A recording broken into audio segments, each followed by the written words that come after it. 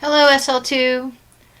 Tonight's topic is more discussion about the probability distribution function, and then we will also be looking at how we would find the mean and the standard deviation with the binomial. And the first thing is to realize that the probability distribution function that we talked about in the last video, this formula, what it means is talking about where there's an exact number of successes, and you would use n choose r times the probability of the success to the r power times the q, which is the probability of failure, to the n minus r.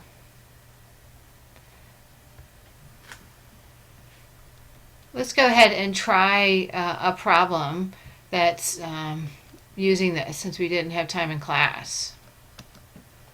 So the first example here is talking about union members, and it says 72% of the union members are in favor of a certain change to their conditions of employment.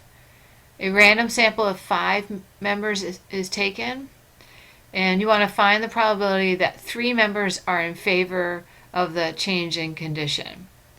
So first of all, you have to realize this is a binomial distribution. You have to realize that you can use that because there's a there's either probability of success or failure. There's only 2 options here. They're either in favor of it or not. So the first thing we're going to define is our P, and probability of success, it looks like in our first question, is if they're in favor. So probability of success, our P,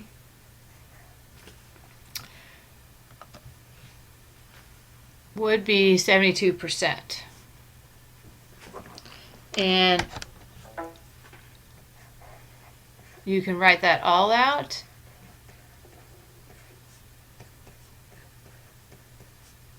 And the probability of success would be 0.72. So P is 0.72. Remember that Q is the probability of the failure. So Q is 1 minus P, the probability of P, and that would be 1 minus 0.72. So Q would be equal to 0.28.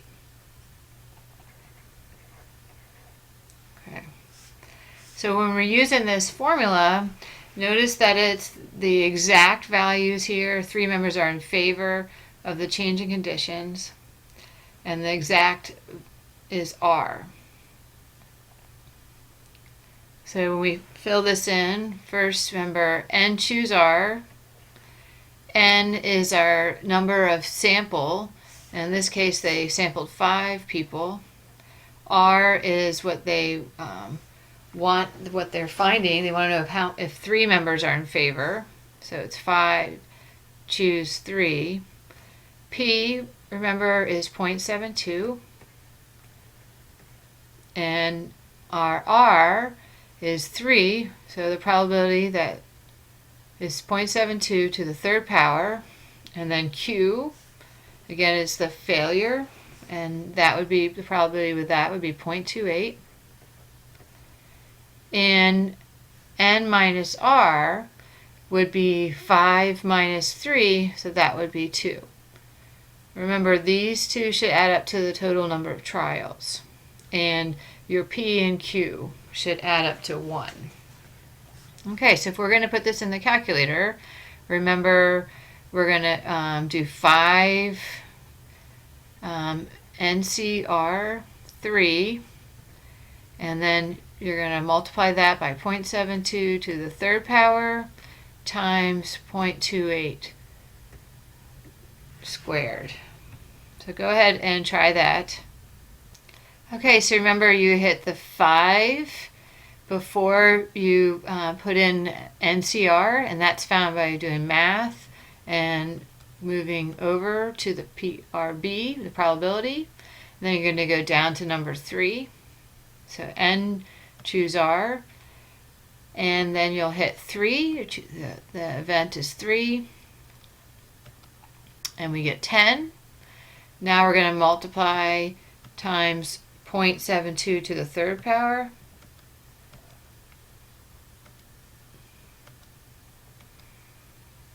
And times 0.28 to the second power.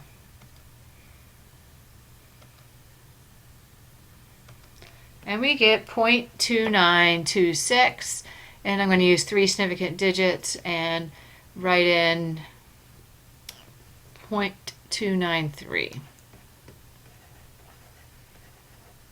Okay, so our probability that 3 members are in favor of the change in conditions would be 0.293. Okay, there's a second way to use this formula. We can also put in the binomial probability distribution function by using the calculator in another way. And you're going to be, I'll show you the steps in the calculator in a minute here, but we're going to be putting in the binomial probability density function, and we'll put n, remember, would be our total number of trials, p, it would be our success, and then r is the event that they want to find. So PDF, binomial PDF, is when it's an exact value. So make sure you write that down. That PDF is, you use binomial PDF when it's an exact value. So like in this example, when they said they want to know if 3 members are in favor.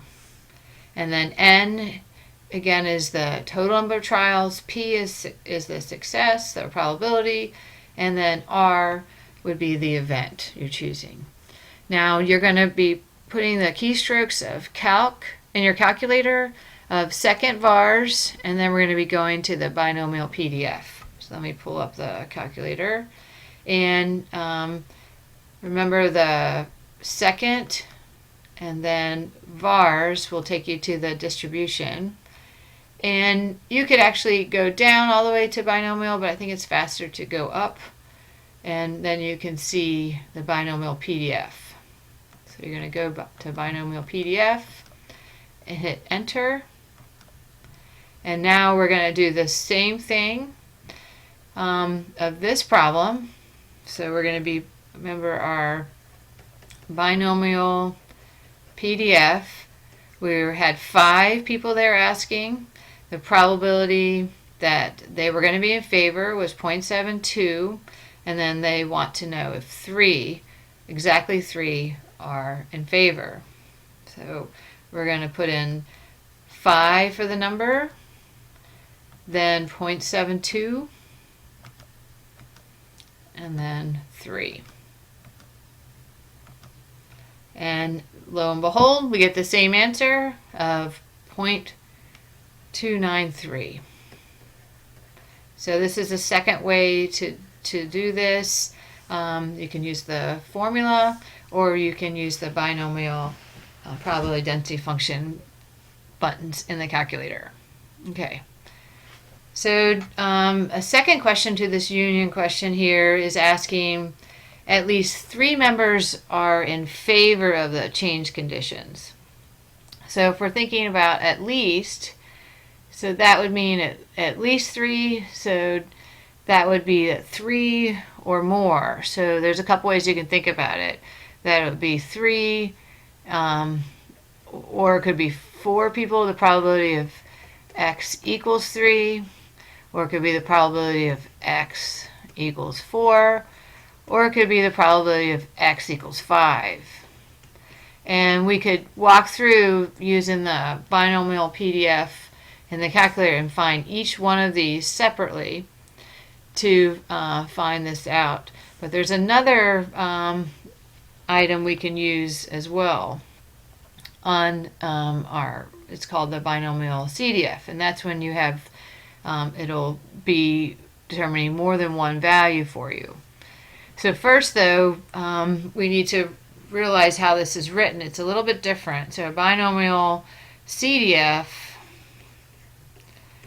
you have n, And you do have the probability, but our value here, it must be written in less than or equal to the event that you want to find. So it's the less than or equal to, and it must be equal to. So we'll have to rewrite our problems as we're going sometimes.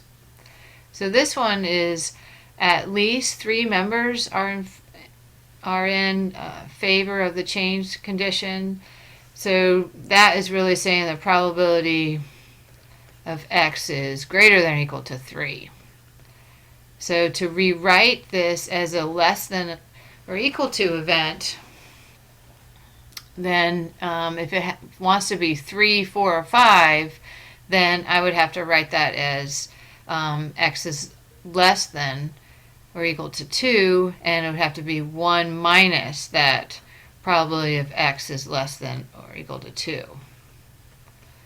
And so the probability of greater than or equal to 3 would mean that it would be equal to 1 minus the probability of x is less than or equal to 2.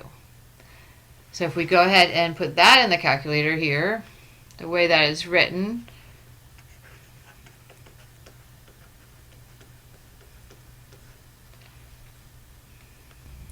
so that is going to be written as 5.72 and 2, and that will have to be subtracted from 1. So go ahead and try that on the calculator and bring that back. And you should put in the calculator 1 minus binomial CDF.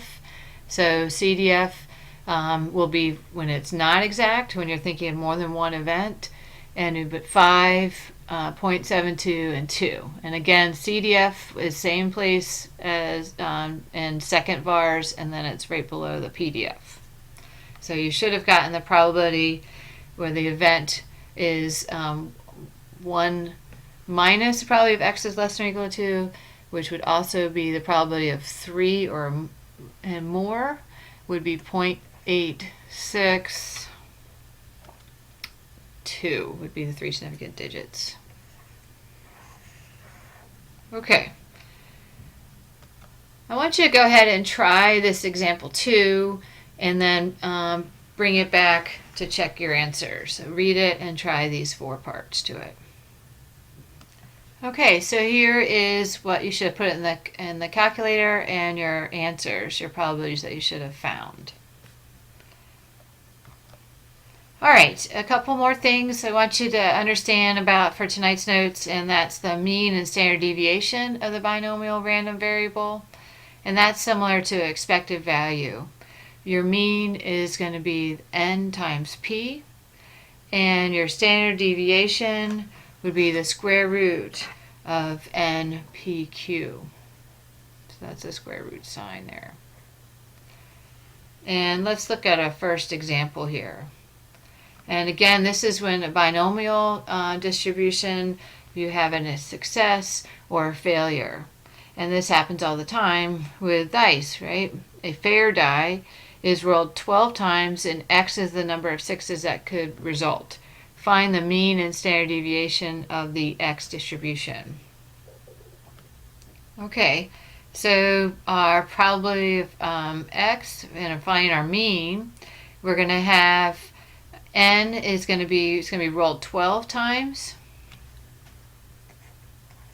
and p, since it's a die, it has 6 sides, and they want to know number of 6s that result, so that'd be 12 times the probability of getting a 6 would be 1/6. So 12 times 1/6 would be equal to 2.